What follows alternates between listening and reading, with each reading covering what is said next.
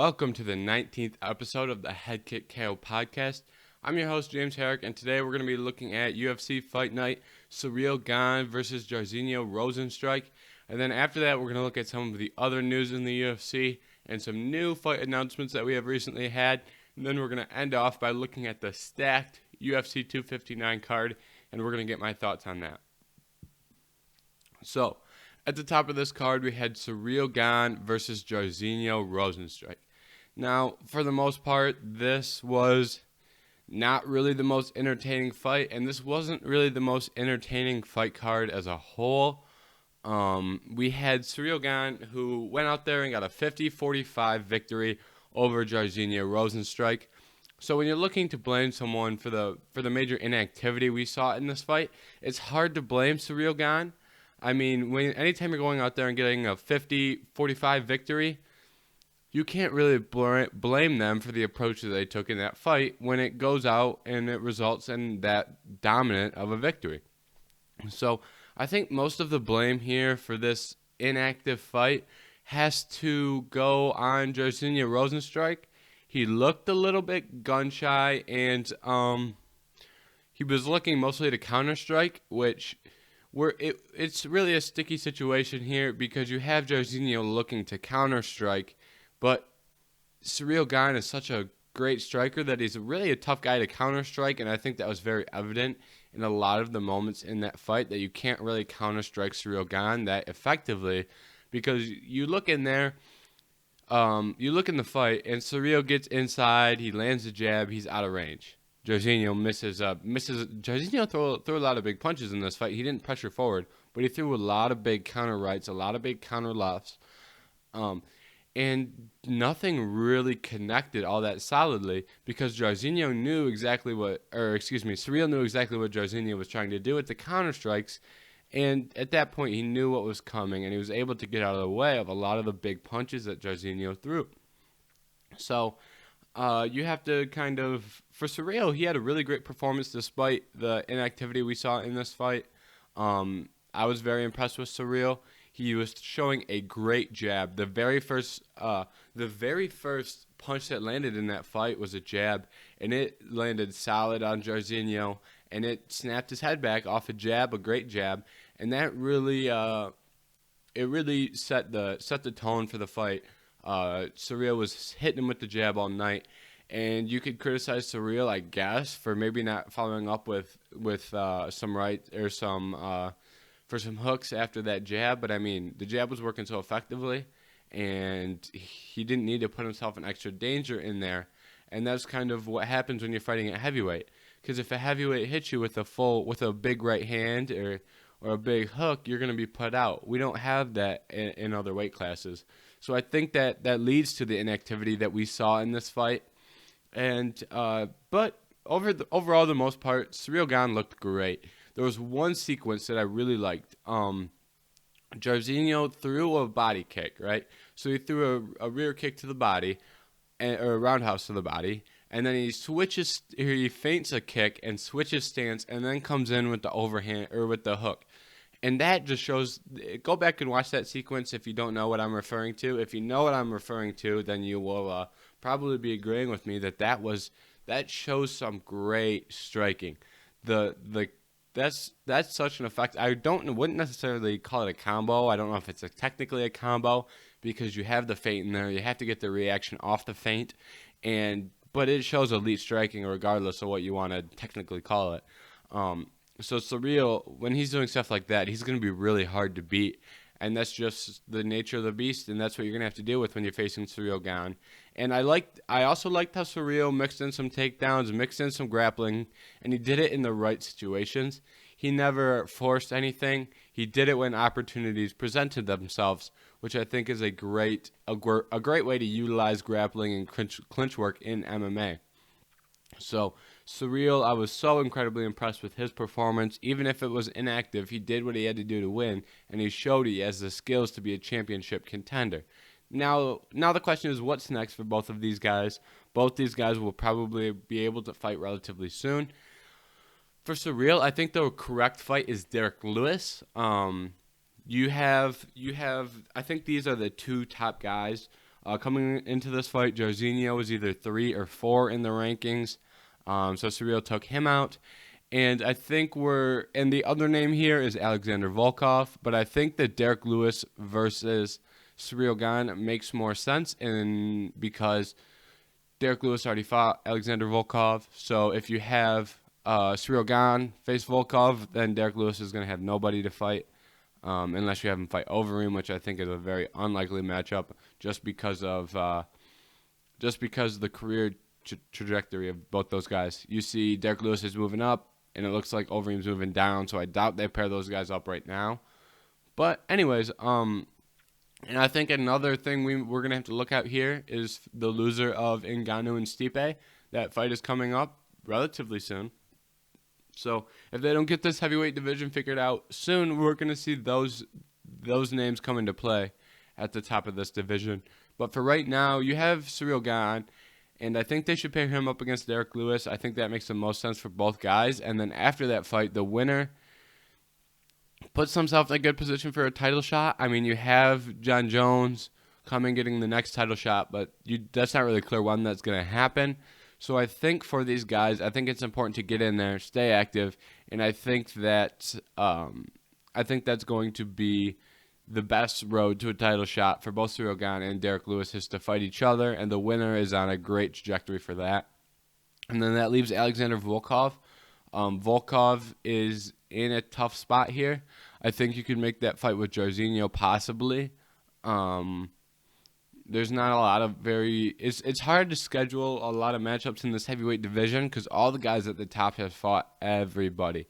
I mean, you have Overeem has fought Blades, Overeem has fought Volkov, Volkov and Blades have fought. So it really, unless you want to do rematches, but a lot of those fights, I mean, don't really deserve rematches. I mean, Blades for the most part dominated Volkov. He dominated Overeem.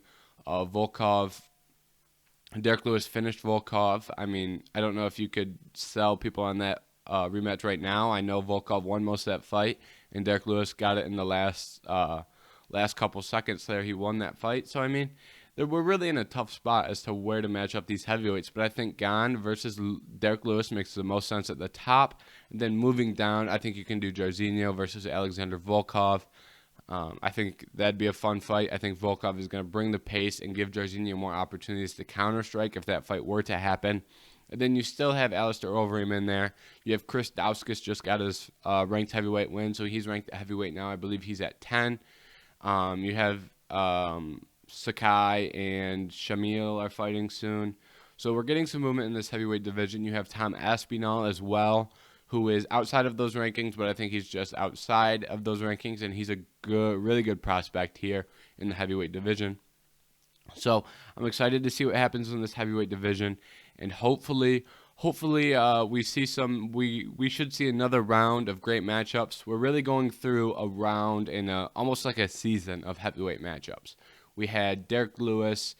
Versus Curtis Blades. We have Volkov versus Overeem. We had Gane against Jairzinho, and we're having Miocic versus Ngannou. So we're really having like a season of heavyweight fights here, and I think we're going to see that repeated once we get some of these guys squared off against each other in the future.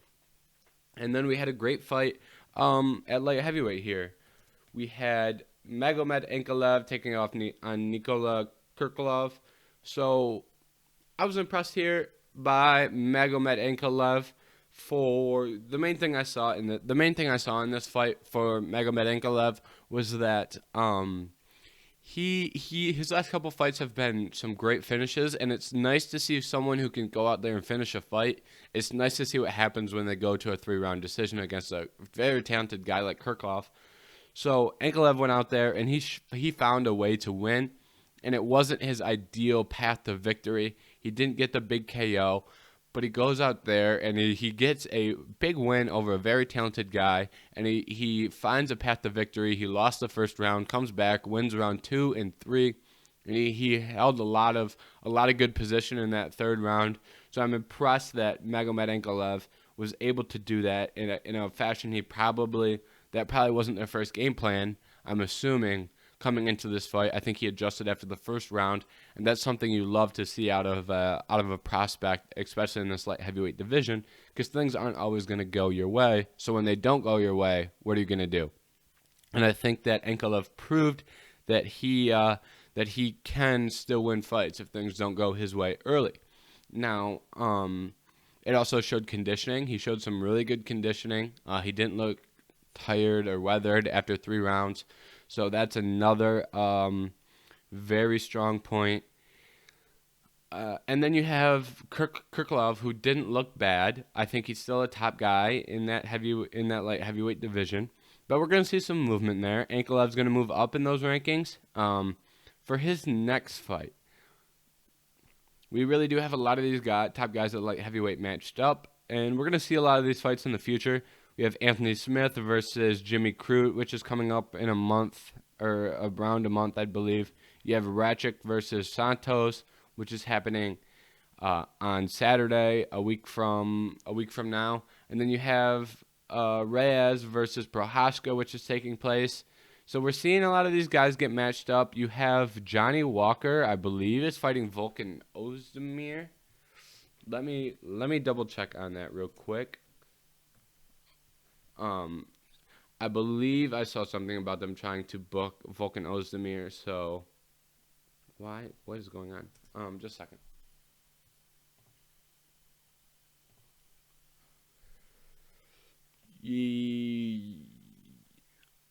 So they tried booking Ozdemir versus Kirklov in October, and that fight fell through. So they don't currently have a fight for Ozdemir. So that could be a potential matchup, Ankalaev versus Ozdemir. I think that would be a good fight. Yeah, so we're just going to have to wait and see how this heavyweight division pans out, I think, or light heavyweight division pans out. There's so many fights happening in the next month and a half, especially in the top of that division, where you could put Ankalaev against. So we'll have to see how that works out. There really isn't much more to say. Oh, they also booked Misha Kirkinov versus Ryan Spann. So they're really getting these light heavyweights matched up. The UFC has done a great job of getting some of these ranked guys paired off against each other as of late. So there isn't as many options for the guys who are just coming off of fights. The UFC has been very proactive in booking fights recently, which is a credit to them, but it makes it hard to schedule the day after the fight, which is what we kind of play around with here. So we also had Jimmy Rivera and Pedro Munhoz on this card. Now this was I believe it won fight of the night. I don't know for sure. I didn't see the bonus winners. I'm going to assume it won fight of the night just based off the quality of what we saw on that card. I believe it was miles ahead in terms of entertainment. So you have Munhoz, who won that fight, utilized a lot of great leg kicks. He was able to dominate that fight with leg kicks almost. He really had Jimmy Rivera hurt, but Jimmy still threw a lot of good punches, a lot of good combos. Jimmy's a great, really uses combos well, attacks body, attacks head. Munhoz looked very good though, Pedro Munhoz. He threw a lot of leg kicks. He was able to mix up the attack, land some big punches, use those leg kicks to create opportunities, and won some of those exchanges in the pocket. And threw some nice spinning attacks in there. Had a couple of spinning kicks to the body. I believe he threw some to the head as well. So I was very impressed with Pedro Munhoz. After the fight, he calls out TJ Dillashaw. I don't believe he's going to get that TJ Dillashaw fight right now. It's very interesting to see what's going to happen with TJ Dillashaw. I think for TJ, I don't want to get into we can get into a wormhole here about what we're going to do with booking TJ Dillashaw and who we're going to book him against. But it's kind of pointless because we have to wait until Saturday. We obviously have Petr Yan and Aljamain Sterling, who are going to go fight on Saturday. And I think the winner of that largely changes what we see from TJ. I imagine that if Petr Yan wins, he's going to call out TJ Dillashaw. Petr Yan has always been in the business of beating former champions who are old now. TJ's not old anymore. But the big names have always attracted Petr Yan. He took on Uriah Faber. Then after Faber, he fought Aldo, and now he's been keeping some of those older legends. I shouldn't say older. TJ is not old. Neither is Aldo. Aldo is very experienced, but he's not necessarily old. Jose Aldo is one of those guys where you Google his name and you don't realize how young he is. He's still in his lower 30s, I believe. But he's looking at former champs. That's where Petr Yan's looking. He's not really looking at the next season of contenders. So if Petr Yan wins, he could call out TJ Dillashaw. And if Aljo wins, I don't think he calls out TJ. The way that has worked is Aljamain has been very outspoken about having the best guys get the title shots because Aljo kind of deserved a title shot earlier and never got it because he wasn't a big name. So I don't think Aljo is going to be the guy to go in and say, hey, TJ, first fight back, come fight for a title. I don't think Aljo does that. I think Petr Yan could. So if you're TJ Dillashaw, I think he's got to be rooting for Yan in this fight. I think if Sterling wins, they match Sterling and Sandhagen and run that back. You've got Rob Font running around. I think he needs another win. So if Sterling wins, I think Dillashaw takes a contender. But that contender's name probably won't be Pedro Munhoz. Just off the top of the rankings here, I think they're more likely to match Dillashaw up against Cody Garbrandt. They're more likely to match him up against Jose Aldo. Rob Font. I think Corey Sandhagen would be an amazing fight for TJ Dillashaw. That's just from a fan perspective. I think that'd be a fun fight, but I don't think we see that right now. So I think we're gonna see TJ against the top guy. No offense to Pedro Munhoz, but I think that his name is not going to be on the tip of TJ Dillashaw's tongue as the likes of Aldo, Garbrandt, or some of these other guys would be. But that's Munhoz is still in a very good spot. I think we're going to see some movement in the bantamweight division here on Saturday at UFC 259. You have Dominick Cruz.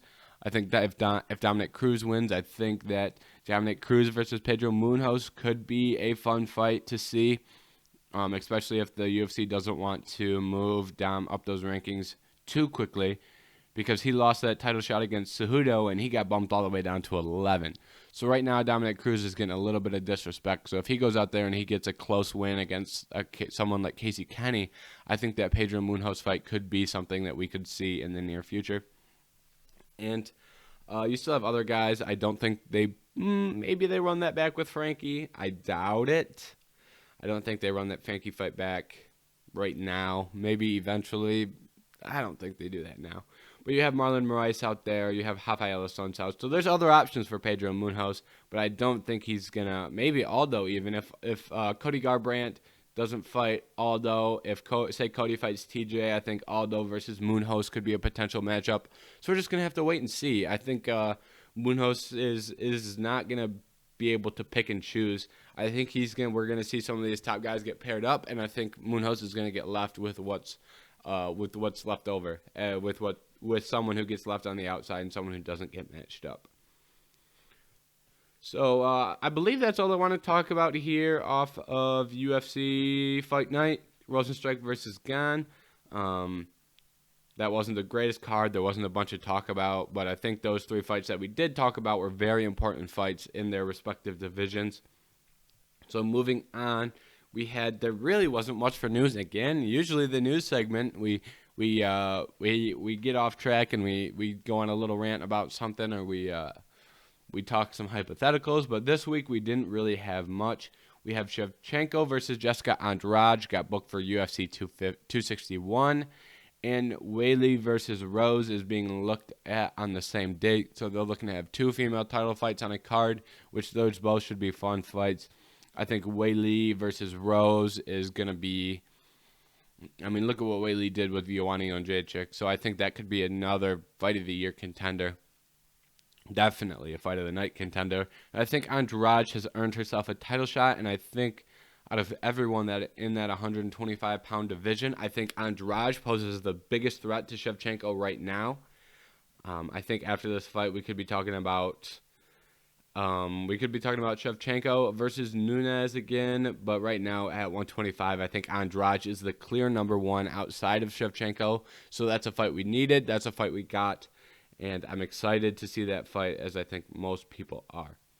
So, like I said, there wasn't much other news outside there in the UFC. So now we're going to move forward to UFC 259. UFC 259 is looking like it's on paper, This looks like one of the best cards of all time. On paper, it does. So we'll see how it plays out. Obviously, this thing could lay an egg and it could suck. But from the name power, the title fights, the fun fights, I think this is going to go down as one of the best cards of all time. It's certainly being advertised to be that. So let's start at the top. And I'm gonna give my first initial thoughts on this card right now. I'm gonna give some more in-depth thoughts on TikTok. Go follow the TikTok if you haven't. We have predictions for fights coming out on there. It's just a 1-minute video of me explaining who I think is gonna win, why, a little bit of insight, and the reason I'm not doing that now is because I usually study those coming up throughout the week. So what we're seeing here is my first initial thoughts on UFC 259. I'm going to look deeper into these fights and look from a more technical standpoint. I do that early in the week, and then I post the videos on Saturday. And for this one, I'll do the 3 title fights. I'll do predictions and an outlook for those fights. So those will probably come on Thursday, Friday, Saturday, one each day, I'm assuming.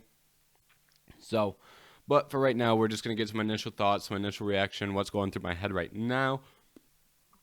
And all these picks are subject to change. If you want to see my official picks, excuse me. If you want to see my official picks, follow me on Tapology. That's Tapology and Verdict MMA are the 2 best places to find official picks. What I'm doing now is just kind of an initial thoughts on fights. So Tapology is Head Kick KO Podcast. Verdict MMA is just Head Kick KO Pod. So you can go and find those if you are interested. So we have at the top of the card, we have Jan Blachowicz versus Ciryl Adesanya.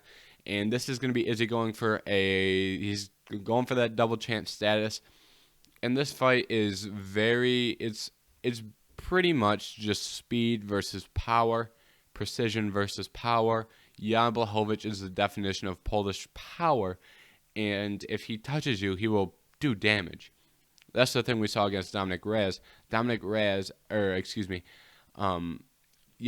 every time he touched Dominick Reyes, you could see the damage it did. Those kicks to the body beat up Dominick Reyes' body like none. I don't want to say none I've ever seen, but Jan Blachowicz is one of the best roundhouses to the body, just from the pure bruising that we saw on Dominick Reyes' rib section during that fight.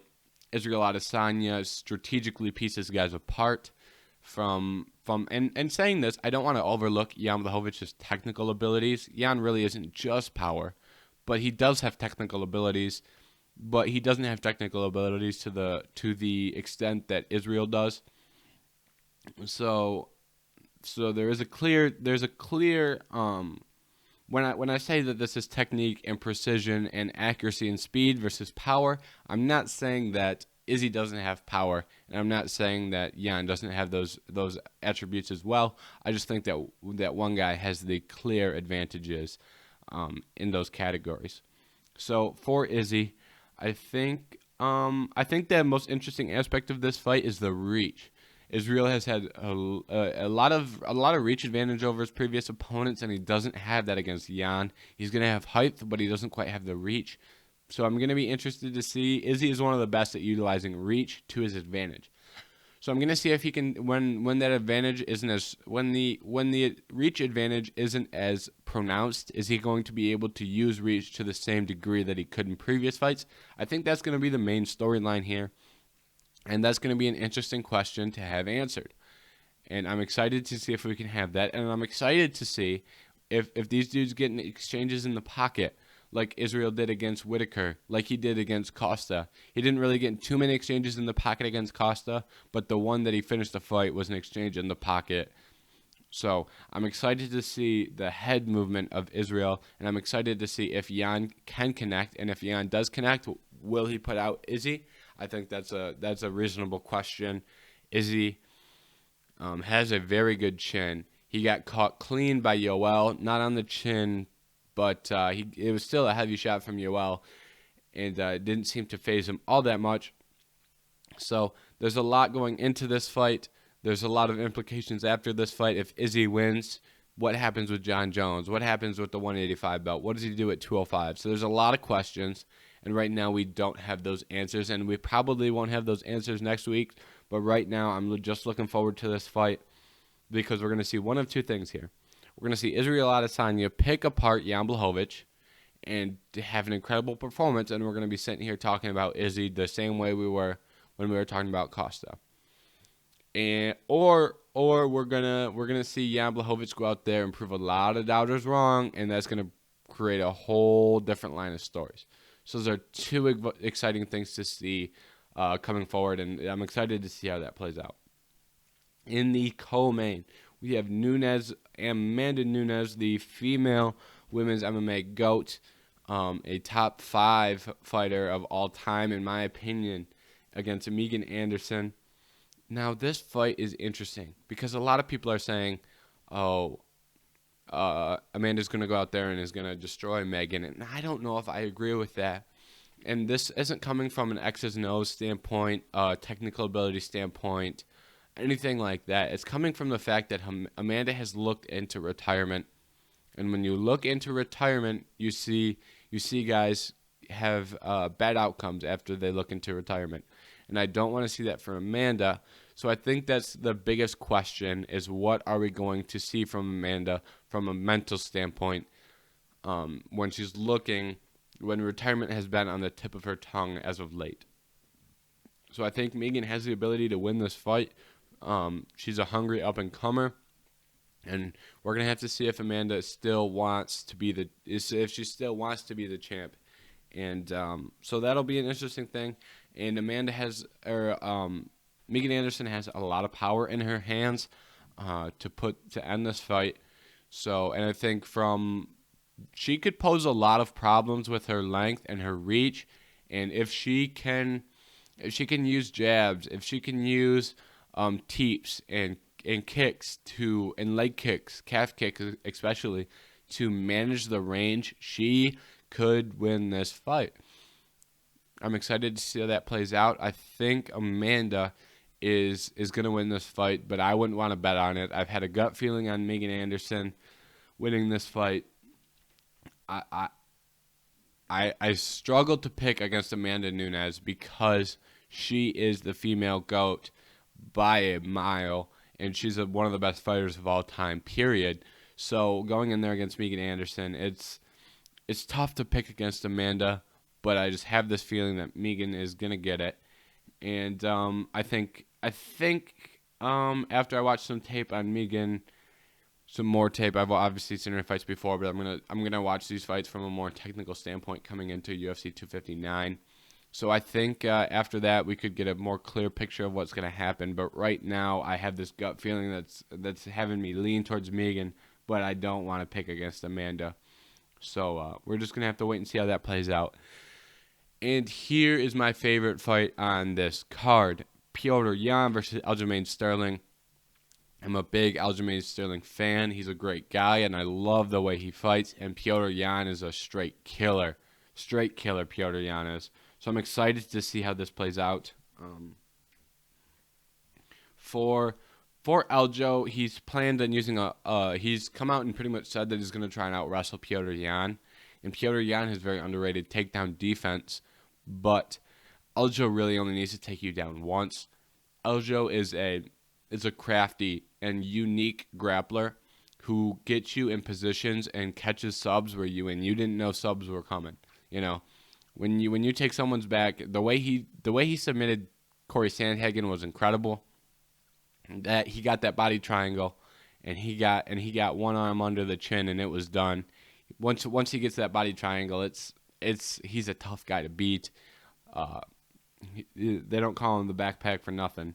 So Aljamain Sterling is such a creative and crafty grappler. He had that Sudolev stretch where he won a fight. He had another submission win when he was on his back and the dude was transitioning on top, and he caught I cannot remember the name of this choke.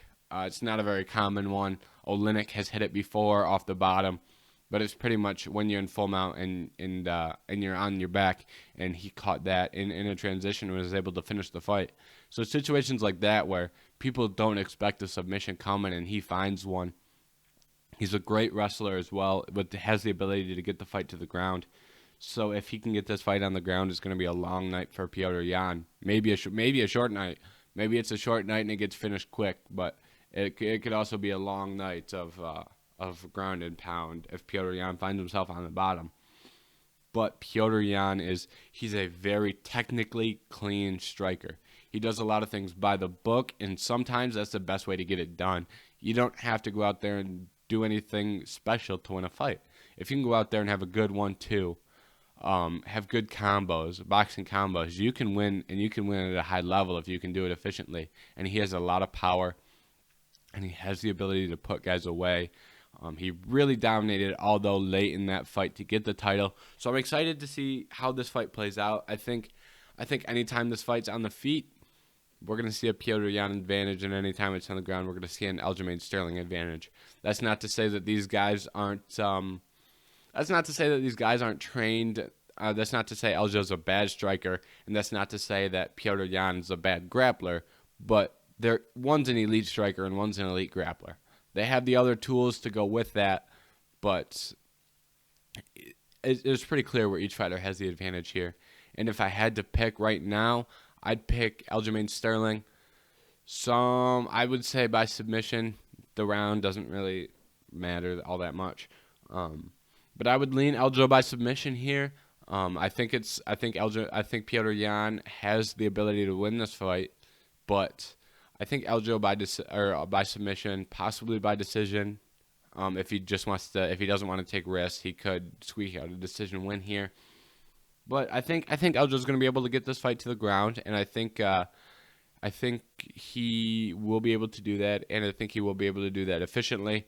Aljo trains with some of the best wrestlers in some of the lighter weight classes, so I'm excited to see what Aljo can do here, and I hope he gets a win. That would be a fun thing to see Aljamain finally get a title. And a lot of people look at Aljo and they look at him as the number one guy in that division.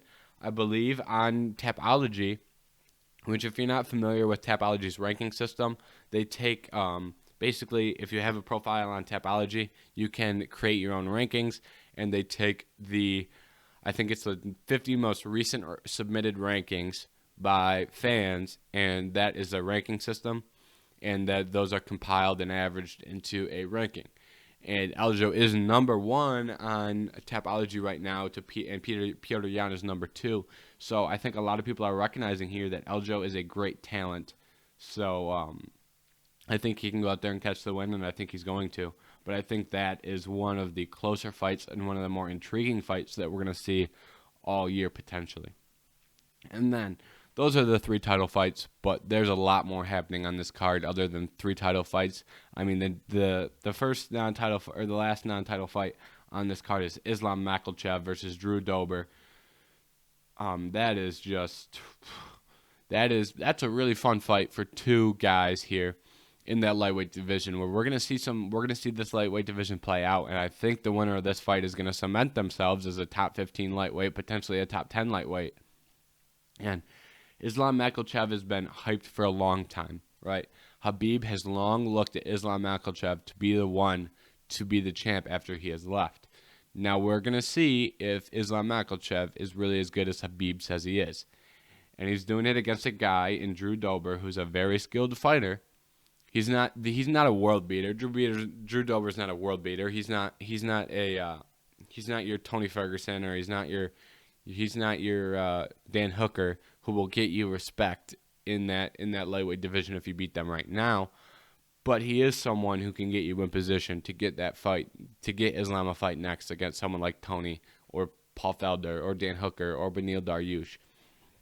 So we're going to see how that plays out, and I'm excited to see that. I think Islam will be able to get the win, and hopefully he is the prospect that we have thought that we think he is, and that's about all that is.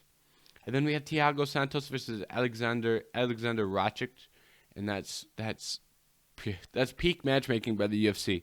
Santos is the number 2 ranked heavyweight right now, I believe. I mean, rankings don't really matter all that much, but just for a talking point, he's a number 2 ranked guy. You have Alexander Rakic, who's looked great, and it looks like he's going to be one of the next guys here in at the light heavyweight division to kind of make his mark.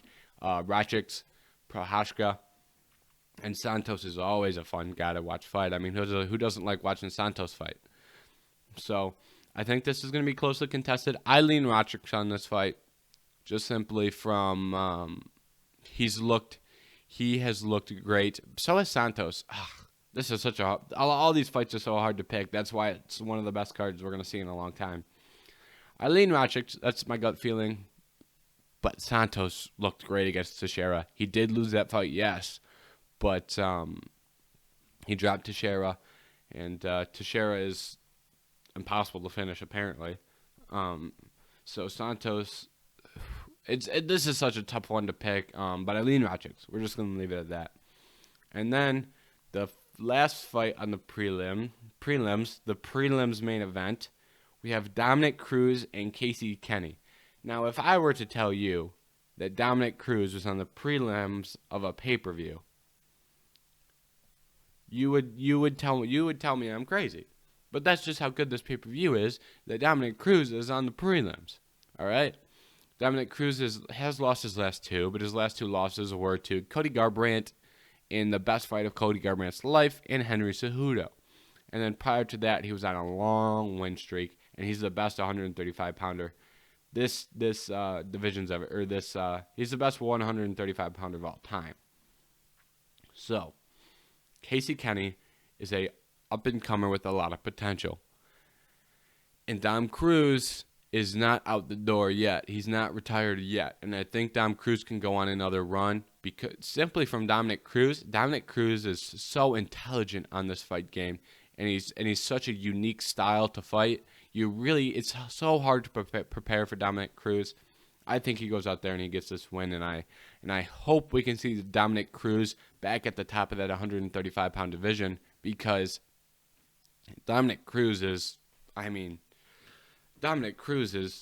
an all-time great, and there isn't really much more that would make this 135-pound division.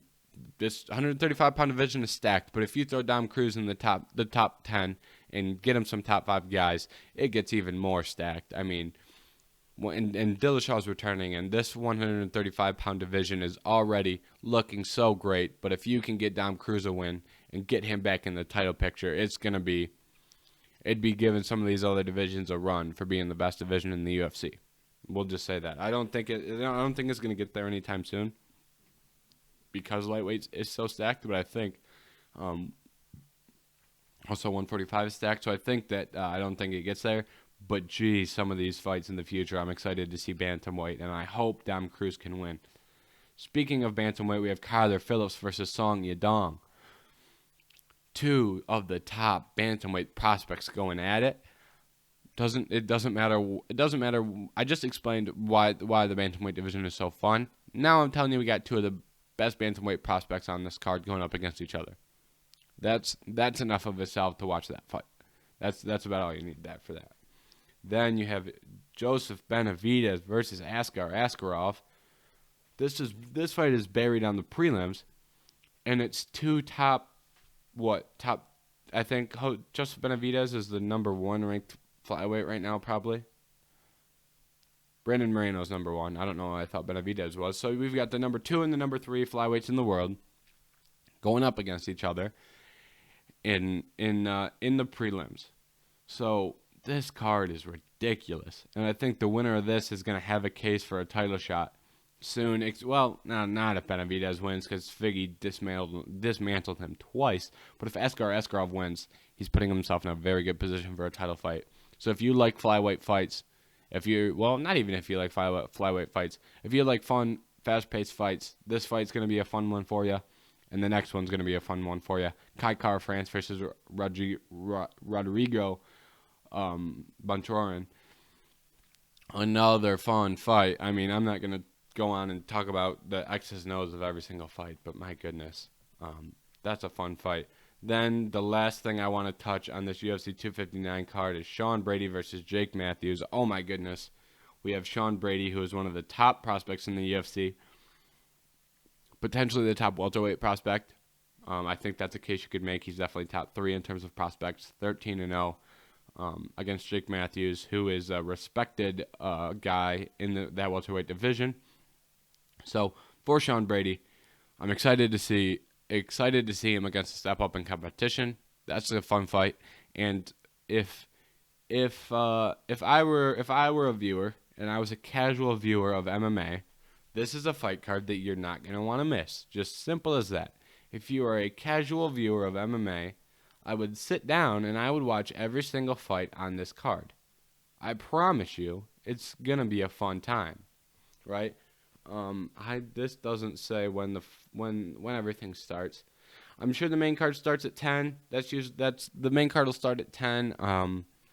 It's really, you can't really say when the other fights start. That's going to change throughout the week. Hopefully we don't see too many COVID cancellations with this stacked card. Unfortunately, that has tended to be a theme, is COVID cancellation, so hopefully we can avoid those. Don't take any of all these fights are good fights on this card. Hopefully they don't take away any of the great fights. So hopefully this week's poor underperforming Ciryl Gane versus Rozenstruik card, hopefully that was a sacrifice for some fun fights next week. And you're not going to want to miss next week's episode, because we are going to be talking about everything that happened in UFC 259.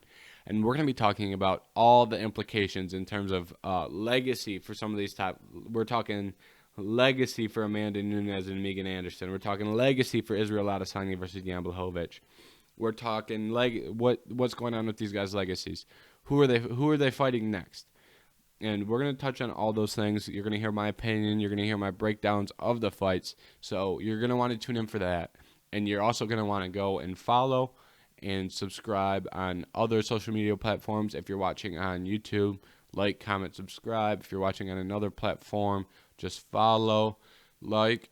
And if you're not following the Twitter or TikTok, make sure you go do that. And if you want to see my fight predictions, those will be on TikTok. And if you want to see full card predictions and thoughts, Verdict MMA, and Tapology are the places to go for that. So thank you for watching the 19th episode of Head Kick KO podcast. And come back next week and see the aftermath of UFC 259. Thank you.